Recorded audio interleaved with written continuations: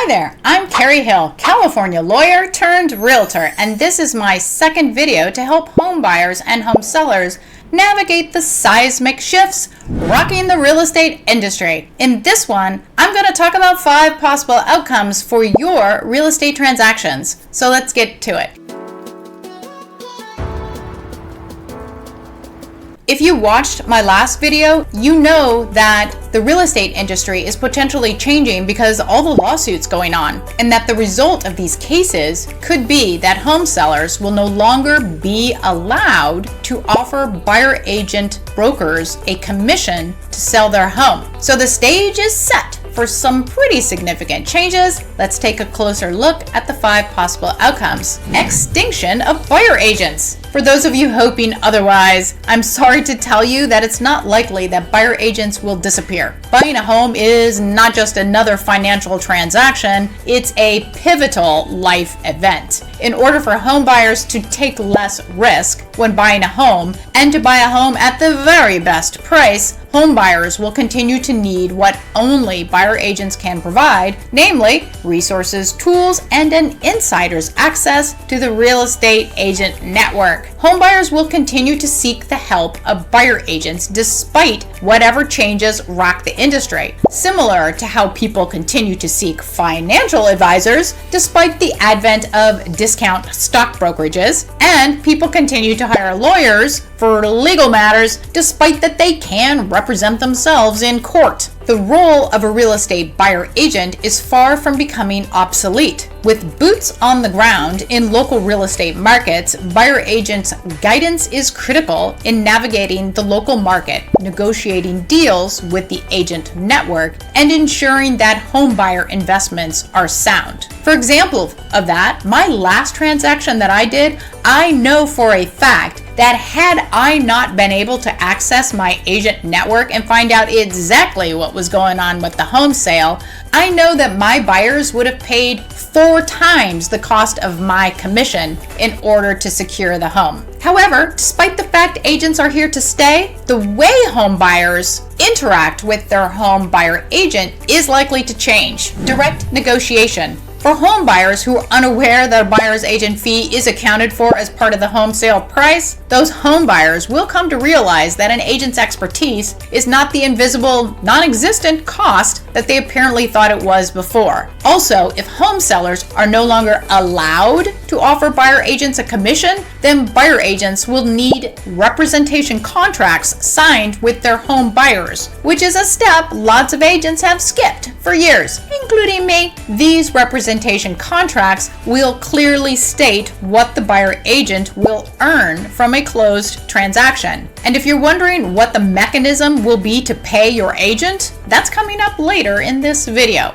Anyway, in getting buyer representation contracts signed, home buyers will have the opportunity to discuss the buyer agent's fee openly to ensure that they are comfortable with what they'll be paying for their buyer agent's services. Hey, a lot of good stuff will come from the need for buyer agents to have direct conversations with clients regarding buyer agent fees. That's because along with these buyer representation contract conversations, buyer agents will likely need to explain what the client is getting in return for those fees. You know, all the services that buyer agents provide behind the scenes that home buyers don't know about. Basically, all the tasks that agents do for a client, and there's more than 100 of them, and the value that agents bring to get the best outcome for their clients. So these representation contracts will likely usher in a new understanding of the value that agents provide, because ironically enough,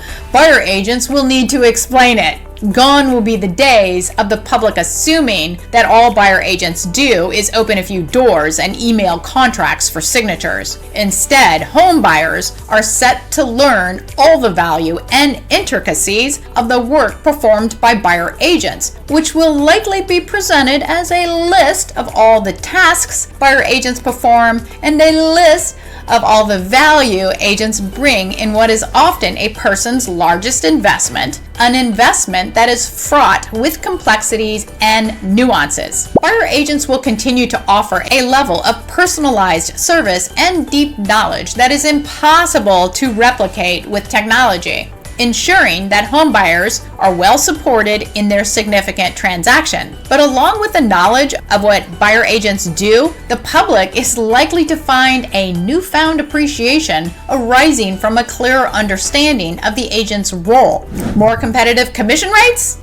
Okay, so with the need for these new buyer representation contract conversations, there could come a time when agent commissions become more competitive. And that's because home buyers may be more likely to interview more than one agent to determine what services they will receive and at what cost they'll be expected to pay. It seems probable that in such conversations of value and services, new agents may be pressed to charge less than experienced agents. However, don't expect these conversations for lower commissions to result in lower pay for agents anytime soon, for two reasons. First, agents work for free until a deal closes. Agents invest their time and their own money without any payment whatsoever until a deal closes. And believe me, lots of deals never close. So basically what I'm saying is that the current system has agents working on contingency for weeks, months, and sometimes even years. What other profession is like that? Okay, I've got one. It's the only one I can think of, but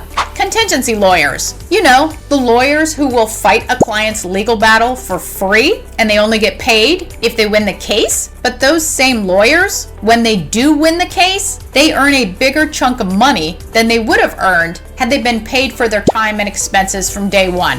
Why? Because the lawyer is taking on risk, the risk of receiving no pay at all. Therefore, when a contingency lawyer does win the case, they are handsomely paid to make up for other contingent cases the lawyer took on but lost and never got paid for. So home buyers and home sellers may not like it, but that's the way it is for agents. 99% of all agents are not getting paid for their time or reimbursed for their expenses from their brokerages. And like contingency lawyers, agents also make huge time commitments and they pay loads of pricey expenses to service clients on this contingent basis. That's right, agents work for free in exchange for a decent payday. Without those decent paydays possibly coming, agents may decide to work some other different way. That doesn't mean freebies all the time. So be careful what you wish for. You may not like the way it turns out. A second reason to not expect lower commission rates is that although agents shoulder all their expenses just like a solo entrepreneur does, agents are obligated to work for a broker, and most agents work for brokers that won't allow their agents to offer lower fees than is customarily earned. Those brokers, well, they get a nice percentage cut from the agent commissions for the resources and liability coverage that they bring to the table. They won't like it if agents pay them less. An insider tip here, agents who work at a cloud-based brokerage like I do for eXp Realty, well, we will have a bit more wiggle room to negotiate our commissions since our brokerages have much lower expenses. And that reminds me that there is one more thing I want to mention here, and that is that the next time you're calculating how much your agent makes, know that agents are not only taking your business on contingency, but when that contingency does pay off with a successfully closed deal, then that agent starts paying a lot of other players a good chunk of the commission earned.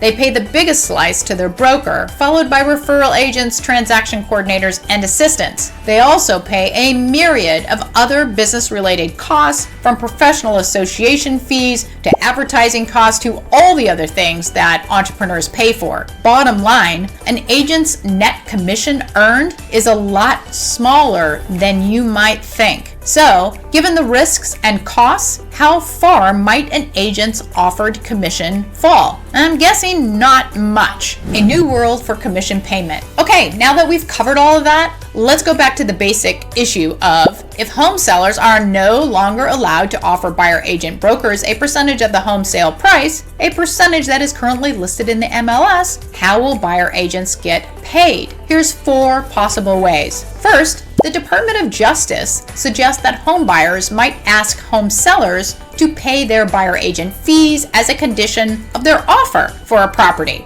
In that case, sellers would still pay for buyer agents. Second, buyers might start paying their agents directly, where the agent fees would become a clear line item among the closing costs. This route means lenders would need to change to include the right for buyers to finance agent costs. But how hard could that be? They're already paying for it. It's in the home's price. Third, home sellers might offer concessions specifically for buyer agent fees. You know, how they can offer to cover costs for home repairs like new carpet, or they can offer to pay for part of the closing costs. Now they could also just offer to pay for the buyer agent fees. Fourth, agents might introduce a new model where agents can be compensated for their time and their expertise regardless of the transaction outcome. Getting paid as a deal progresses could lead to lower agent fees because agents would no longer be taking that risk of working on contingency. Impact on home prices. Okay, the last outcome question I have for this video: will the prices of homes come down if overall real estate commissions decline for whatever reason?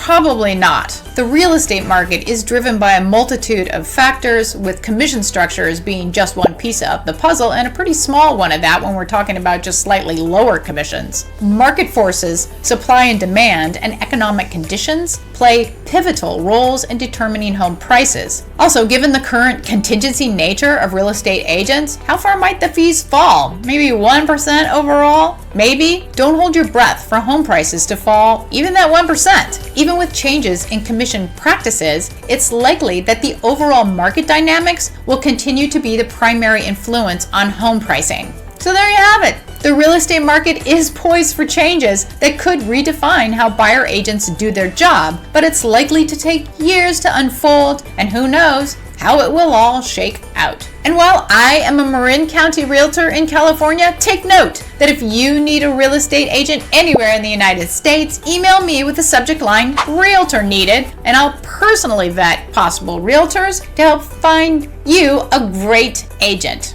Oh, why would I do this? Because realtors like myself regularly pay other agents for referrals we receive, and we get paid from other agents for referral business that we provide, but only if that agent helps find and secure a client's dream home. More contingency stuff. Anyway, I'd love to help you save some time in finding an awesome agent. My video about that, as well as other videos to help buyers and sellers of real estate, should be showing right now. Thank you for watching and have a great day.